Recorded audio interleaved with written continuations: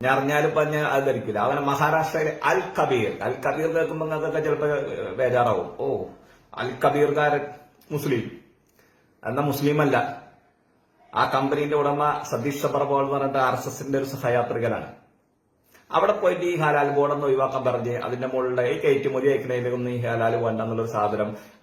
ഒരു പ്രത്യയശാസ്ത്രം പറയുമ്പോൾ എല്ലാത്തിനും വേണല്ലോ ഈ പ്രത്യയശാസ്ത്രം. ഇവിടെ മാത്രം ഒരു കെട്ടിപ്പടുത്തുള്ള സംഗതി മാത്രം പോരല്ലോ. പ്രത്യയശാസ്ത്രം പറയുമ്പോൾ എല്ലാത്തിനും വേണം.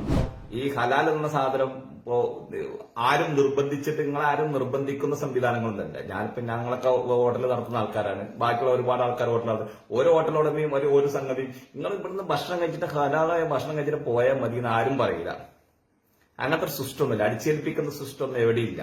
നിങ്ങൾ നോ ഹലാൽ ബോർഡ് വെച്ചോ, എല്ലായിടത്തും തൂക്കി വെച്ചോ. പക്ഷെ ഒരു കാര്യമുണ്ട്, അതിന്റെ പേരിൽ നിങ്ങൾ ഹലാൽ ഭക്ഷണത്തെ കുറ്റപ്പെടുത്തരുത്.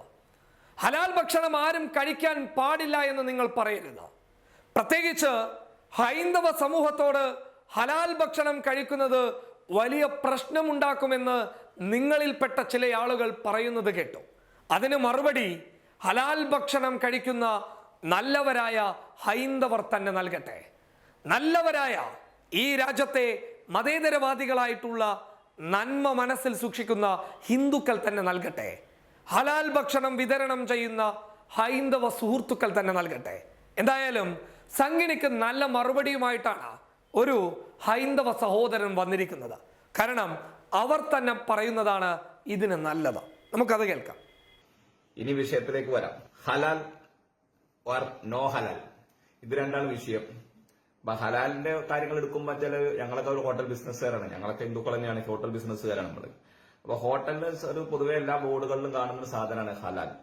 ഹലാൽ എന്ന് നമ്മൾ വെക്കുന്നതിന്റെ ഒരു ഉദ്ദേശം എന്താണെന്ന് വെച്ചാൽ, സ്വാഭാവികമായിട്ടും കൂടുതൽ കച്ചവടം മുസ്ലിം വിഭാഗത്തിൽ നിന്നാണ് കൂടുതൽ ആൾക്കാർ ഭക്ഷണം കഴിക്കാൻ വരിക. ഭൂരിഭാഗവും ആൾക്കാർ കൂടുതൽ ഭക്ഷണം കഴിക്കലും പുറത്തോന തിന്നലും ഒക്കെ മുസ്ലിം വിഭാഗത്തിന്റെ ആളുകളാണ്. ഒരുപാട് ഭക്ഷണപ്രിയരവരാണ്. അതാണ് അതിന്റെ വാസ്തവം. അപ്പൊ ഒരു കയറുമ്പോൾ അവര് മതരീതികൾക്കനുസരിച്ചിട്ടുള്ള സാധനമാണ് ഹലാലായ ഭക്ഷണമാണ് അവർ കഴിക്കുക. അതായത് ചില ആളുകളുടെ ഒരു മനസ്സിന്റെ ഉള്ളിൽ ഒരു സംഗതിയാണ് ഹലാലാണോ ചോദിക്കും. അപ്പൊ നമ്മളെ പോലത്തെ ഇനി ഹോട്ടലുകൾ ആൾക്കാരായാലും ഹിന്ദുക്കളായാലും ഇപ്പൊ ആരായാലും ഒക്കെ ഹോട്ടൽ ബിസിനസ്സുകാരൊക്കെ എന്ത് ചെയ്യും, പൊതുവെ ഇതിന്റെ മുകളിൽ ഈ സാധനം കയറ്റി വെക്കും. കാരണം കൂടുതൽ ആൾക്കാർ ഇതാണല്ലോ വരുന്നത് എന്ന സംവിധാനത്തിൽ. ഹലാൽ എന്ന് പറയുന്നത് അനുവദീയമായ ഒരു സാധനം, അനുവദീയമായ സത്യസന്ധമായ ഒരു അർത്ഥം വരുന്നു. ഹലാൽ ഒരു ഭാഗം ഇന്നലെ ഒരു വീഡിയോ കണ്ടു. ഇന്നലെ 2 ദിവസമായി കാണുന്നു. അതിങ്ങനെ പ്രചരിക്കുന്നു. വാട്സപ്പിലും നവമാധ്യമങ്ങളിലും പ്രചരിപ്പിക്കുന്നു. ഒരു ഹോട്ടലിലെ ഒരു ലേഡി, ഇനി മുതൽ ഇവിടെ ഹലാൽ ഭക്ഷണം ഉണ്ടാവില്ല, ഹലാൽ അല്ലാത്ത ആൾക്കാർ കഴിക്കാണെങ്കിൽ മാത്രം വന്നാൽ മതി. അപ്പൊ അതിന്റെ കൂടെ കുറെ ആൾക്കാർ പ്രസംഗിക്കണം. ആലുവയിലെ ഏതോ ഒരു ബേക്കറിയോ ഏതോ സ്ഥലത്ത് പോയി അതുപോലെ നിർബന്ധിക്കുന്നു എന്തിന്, ഹലാലായ ഭക്ഷണം കഴിക്കാൻ. അങ്ങനെ ഈ ഹലാലായ ഭക്ഷണം കഴിക്കാൻ ഭക്ഷണത്തിലും അതിലൊക്കെ കയറി വന്ന് അവസാനം ഹിന്ദുക്കൾ ഇവിടെ ഇല്ലാണ്ടാവും. ഹിന്ദു സമൂഹത്തിന് വേണ്ടിയിട്ട് പ്രതിരോധിക്കാൻ വേണ്ടിയിട്ടാണ് ഞങ്ങൾ നിങ്ങൾ ചെയ്യുന്നത് പറഞ്ഞിട്ട് ഒരു വീഡിയോ ഭയങ്കര രസമായി. നല്ലതാണെന്ന് ചെയ്യാൻ കുഴപ്പമൊന്നുമില്ല, നിങ്ങളെ ഭാഗത്ത് കുഴപ്പമില്ല. ഇനിയിപ്പൊ നോ ഹലാൽ വെക്കണ്ട, ബോർഡ് വെക്കണ്ട ഇവിടെ ആരും പറഞ്ഞിട്ടില്ല. മനസ്സിലായി? നിങ്ങളൊരു ഹോട്ടലിന്റെ മുകളിൽ നോ ഹലാൽ, ഇവിടെ ഹലാൽ അല്ലാത്ത ഭക്ഷണമാണ് കൊടുക്കുന്നത് എഴുതിച്ചാലും ആരും ഒന്നും സംഭവിക്കാൻ പോകുന്നില്ല. ഒന്നിനും ആരും കയറി വരുന്നില്ല. അങ്ങനെ കുട്ടിയും മുളയ്ക്കുന്ന ആൾക്കാരൊന്നും ഇവിടെ ഇല്ല. അങ്ങനെ ബോർഡ് വെച്ചാലും അത് ആ സെൻസിൽ കാണും. ഇങ്ങനെ ബോർഡ് വെച്ചാല് അത് ഈ സെൻസിൽ കാണും. അത്രേ ഉള്ളൂ. മനസ്സിലായോ? അപ്പൊ അതുകൊണ്ട് ഹിന്ദു സംരക്ഷണം മൊത്തം ഏറ്റെടുത്തിട്ട് നിങ്ങൾ വലിയ പുണ്യാളത്തെയും അല്ലെങ്കിൽ നിങ്ങൾ വലിയ പുണ്യാളന്മാരൊന്നും ആവണ്ട. അങ്ങനത്തെ സിസ്റ്റമൊന്നുമില്ല. ഇപ്പൊ ഈ സാധനമൊക്കെ ഒന്ന് നീട്ടിപ്പിടിച്ച് വടക്കോട്ട് പിടിച്ചങ്ങള് ഇപ്പോ അൽ കബീർ, ഞാൻ ചെറിയൊരു ഉദാഹരണം പറയണം. അൽ കബീർ എന്നിട്ട് മഹാരാഷ്ട്രയിൽ വലിയൊരു ബീഫ് എക്സ്പോർട്ടിംഗ് സ്ഥാപനമുണ്ട്. ഇന്ന് ലോകത്തിലേക്ക് ഏറ്റവും കൂടുതൽ ബീഫ് എക്സ്പോർട്ട് ചെയ്യുന്നത് ഇന്ത്യനാണ്. മട്ടിറച്ചി എക്സ്പോർട്ട് ചെയ്യുന്നത് ഇന്ത്യനാണ്. അതൊക്കെ അറിയോ? ഉണ്ടാവില്ല.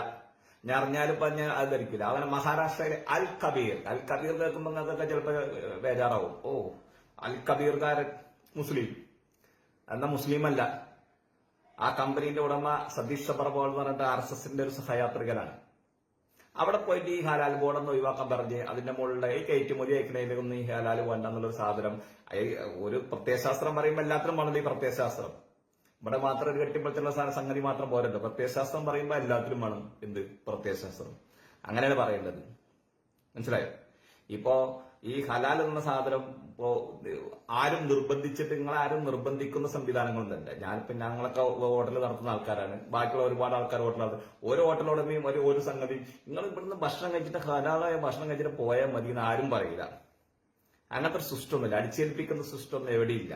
നിങ്ങളെ പറച്ചിൽ ഘട്ടത്തോന്ന് ഇതൊക്കെ ഒരു അടിച്ചേൽപ്പിക്കൽ സംവിധാനത്തിന്റെ ഭാഗമായി മാത്രമായി വരിക എന്നുള്ള ഒരു സാധനം. മലപ്പുറം ജില്ലയിൽ എത്ര ഹിന്ദുക്കളുണ്ട്? ഇതൊക്കെ പോസ്റ്റ് ചെയ്യുന്ന കുറെ ഹിന്ദുക്കളുണ്ടല്ലോ, കുറെ ആളുകളുണ്ടല്ലോ.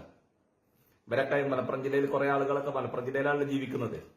ഇങ്ങനത്തെ എന്തിന്റെ ബുദ്ധിമുട്ടാണ്, ഏത് കാലത്താണ് ഇവർ ഇങ്ങനത്തെ ഒരു ബുദ്ധിമുട്ടുണ്ടായത്? ഇക്കാലം വരെ വർഷം 42 ഞങ്ങളൊക്കെ ജനിക്കാൻ തുടങ്ങിയിട്ട് 42 വയസ്സ് എനിക്ക്. ഇതിന് മുന്നേ കുറെ ആൾക്കാർക്ക് 1000 വയസ്സുണ്ടാവും, 100 വയസ്സിന്റെ എക്സ്പീരിയൻസ് ഉള്ള ആൾക്കാരുണ്ടാവും.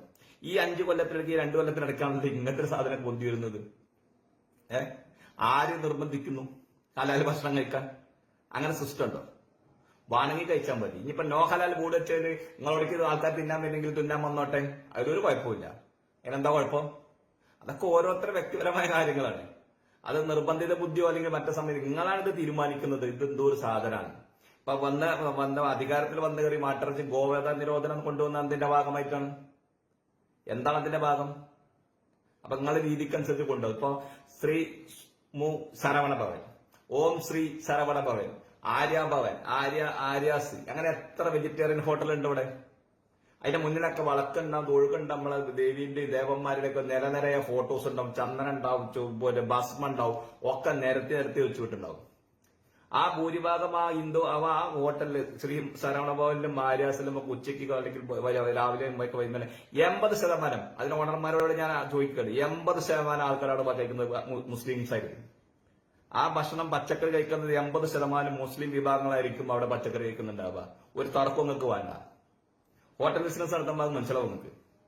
എന്നിട്ടൊരു വേറിട്ടൊരു തലത്തിലേക്ക് ഇതിനെ കൊണ്ടുപോകുന്ന രീതി ഉണ്ടല്ലോ, അത് നിങ്ങൾ അവസാനിപ്പിക്കണം.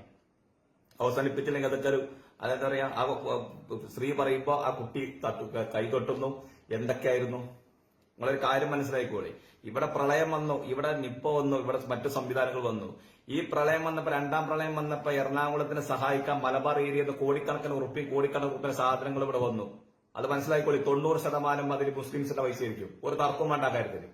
മലബാറിന് അങ്ങനത്തെ അത്ര പൈസ ഇവിടെ വന്നിട്ടുണ്ടെങ്കിൽ 90% മുസ്ലിംസിന്റെ പൈസ ആയിരിക്കും. ഒരു തർക്കം ആ കാര്യത്തിൽ ആർക്കും വേണ്ട.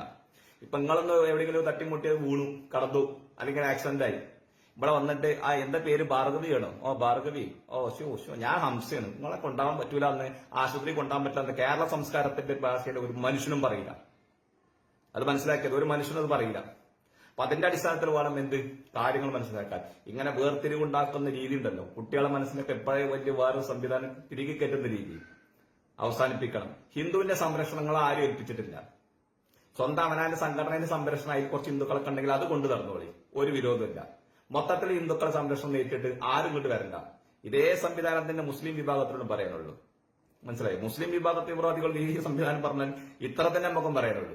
ഇതേ മാർഗത്തിൽ തന്നെ തിരിച്ചും പറയാണ്ടാവുള്ളൂ. അപ്പൊ അങ്ങനെ രാജ്യത്തിന് അത് ദിവസം പോയി. ഇതൊക്കെ കാണുമ്പോൾ പ്രതികരിക്കാതിരിക്കാൻ പറ്റൂല. നമ്മളെ രീതിയായി പോയി. അപ്പൊ കല്യാണി ശരി.